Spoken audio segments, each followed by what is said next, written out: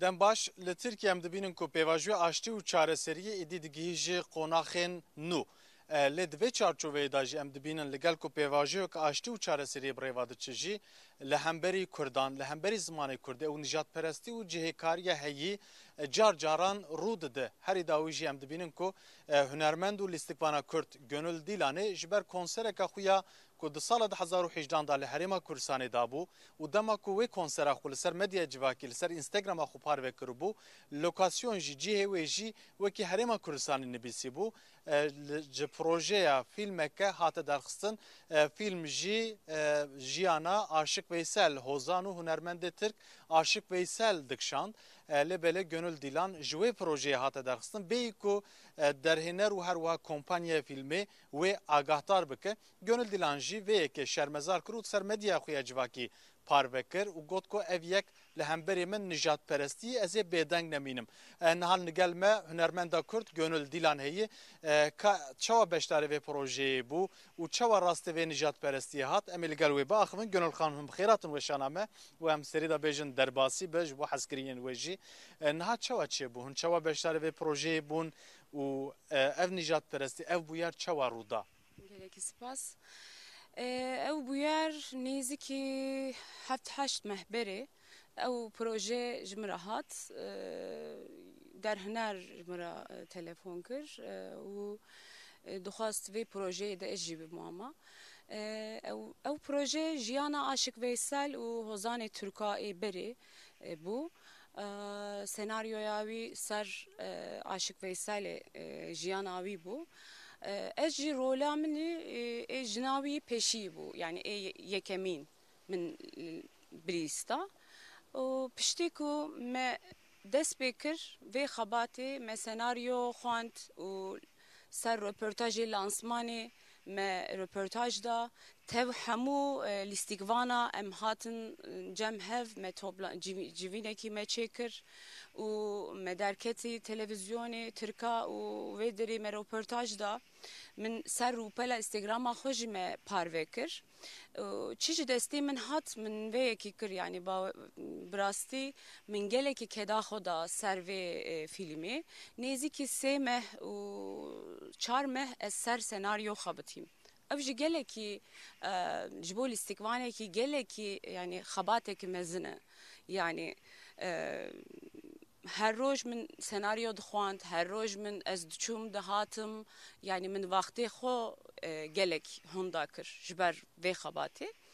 û paşê jî rojekî ew derhiner ji min re peyam şand ser WhatsAppê. Got Dîlan tu dikarî ew dihep parvekirina te yê ser rûpela Instagramê heye.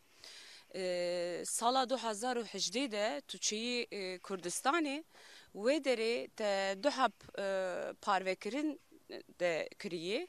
Ew parvekirina xwe dikarî rakê, yani temîz bikî yani. Min got ji ber çi? Paşê ew telefonê min kir, ji min re şîrove kir.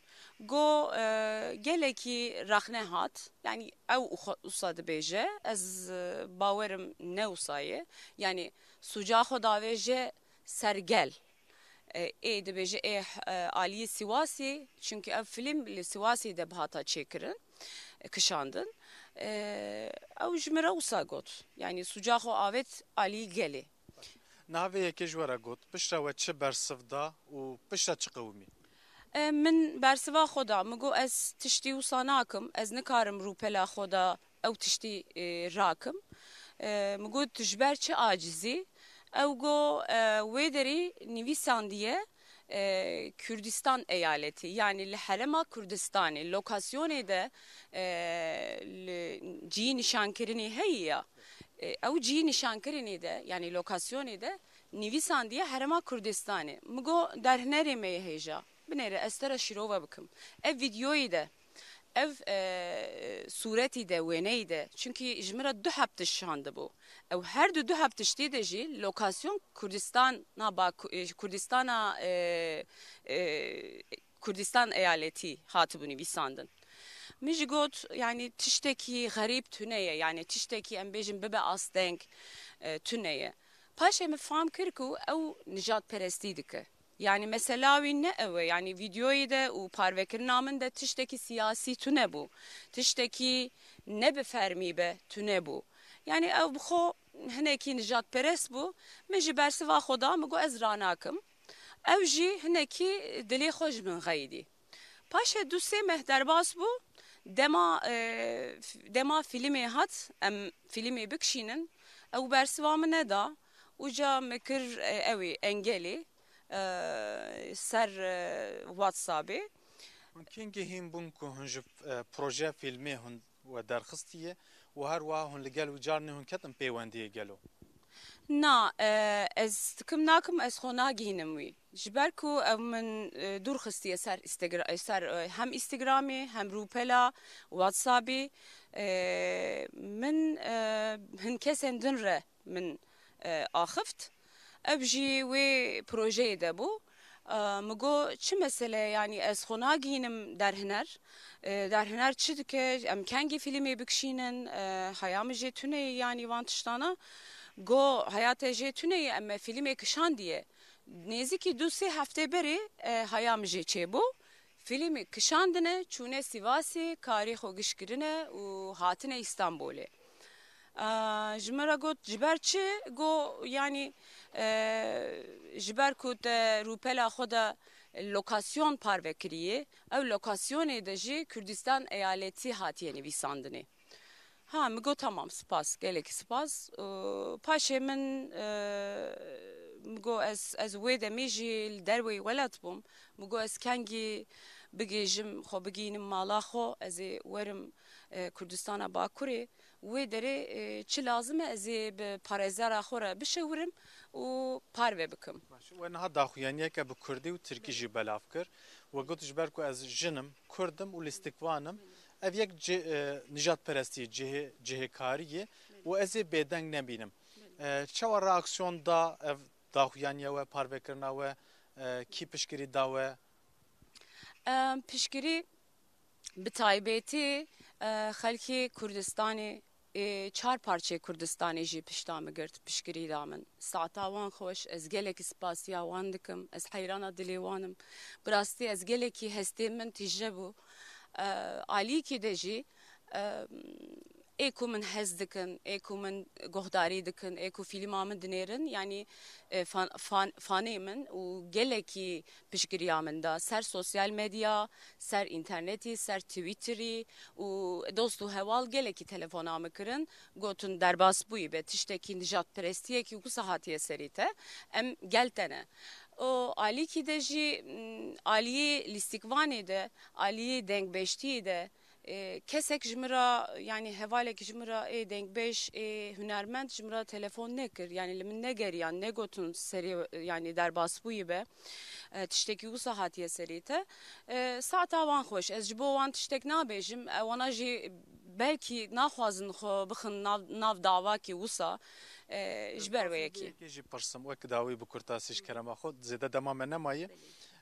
Hûn ji vir û şûn da ji alî hiqûqî ve hûn çi gav bavêjin? Hûn çi bikin bi kurtasî hûn çi bikin ji vir û şûn da?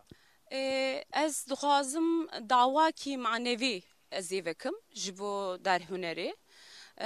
Ez bi parêzera xwe re min şevra xwe kir ez ê vê heftê dawakî manevî ji ber ku heger nedixwast ez vê projeyê de bibûyama yani ji ber çi ew qas röportaj da ji ber çi ez hatim bejdar bûm nav civata Tirka da û min röportaj da min ew qas kedê xwe da sê meh çar meh ez xebitîm min dev jî karê xwe dev jî projeyên dinê min berda ez ser vê projeyê ser vê karê xebitîm û dawiya davî jî yani bêyî ku ji min re xeberek bide û diçe fîlma xwe dikişîne heya min jê tune yani xeberek jî nade nabêje ku min te derxistî yani ew tiştekî hê ne baş diye yani tiştekî hê ecêbe mixabin yani sala 2025 da jî tiştî wisa dixewime ev tişî hatiye serî min. زۆر سپاس و دەرباسی و ئەمبێژن جارێکەدن هونەرمەند و لیستکوانە کورد گەنۆل دیلان لەگەل me bû ew jî didizanîn ku ji ber ku konsereke dayê di sala 2018 de û lokasyon jî wek Kerêma Kursayê nivîsandî ji projeya fîlma Aşık Veysel ku derhênerê wê jî Gökhan Keskin bû ji wê projeyê hatiye derxistin û didizanîn ku beriya du sê hefteyan ew hîn bûyî lê ji ber ku li derveyê welêt bûyî nikarbûyî parvekirinekî bike û bikeve pêwendiyê lê belê beriya du rojan ser medyaya xwe ya ji vakî belav kir û da zanîn ku ew rastê cihêkarî û nijadperestiyê hatiye.